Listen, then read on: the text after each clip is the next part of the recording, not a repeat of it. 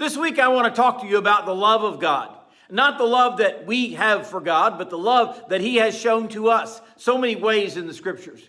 Good morning. I'm Pastor Ernie Lewis of the Blue Point Church in Sisney, Illinois, with your thoughts for Monday. John is pretty open, or perhaps even blunt, whenever he writes his New Testament epistles about how it should be in the Christian life. And in 1 John chapter 4, verse 16, he reminds us about God's love for us. He says, "And we have known and believed the love that God has for us. For God is love. And he that dwelleth in love dwelleth in God, and God in him." You know, when John writes these words, "We have known and believed the love of God," this is something that is more than just a head knowledge for him. We know that James and John were these brothers who were called to follow Christ one day when they were actively fishing out on the Sea of Galilee. And when the Lord came along, Mark tells us that immediately or straightway they went to follow him. But I believe there's more to it than that. I really believe that there were other factors involved in their following Jesus. First of all, I believe that they may have heard some of his teachings. They were remarkable. Many of the people of the area were talking about him. They may have seen some of his miracles. Those, of course, would be life-changing to see Jesus do something that was miraculous among them. But I believe there was so much more than that. I believe the Holy Spirit of God was already working in their hearts and in their lives to draw them to follow Jesus.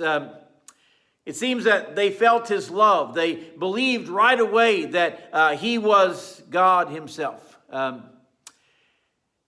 Believed that he was genuine in his love. At one point, John even describes himself in his own gospel as that disciple whom Jesus loved. He was showing a personal testimony here of God's love for him. He also says in this passage, God is love. He is the personal embodiment of that genuine and unconditional love. This is unlike some cruel deities that other people in the world choose to follow today that call for them to maybe even take their own life. This is not just a general love. This is a love that is for each one of us individually. John goes on to say, "He that dwelleth in love dwells in God, and God dwells in him." And we all realize that love is a very personal, a very deep emotional feeling that we have. But it is certainly more than that. It is a choice. It is a decision that we make. I have a lot of problems with people who talk about, well, we just fell out of love somewhere or another. Actually, love ought to be a choice that we make. And I believe it's a choice that God made for each one of us.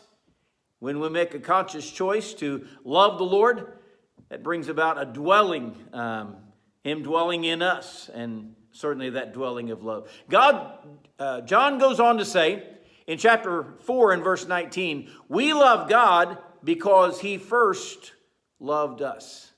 Now, don't be so pious to think today, well, I was the one that initiated this love for God. It's all about me. No, it's all about God. Love is that virtue that only God can introduce into such a sinful world.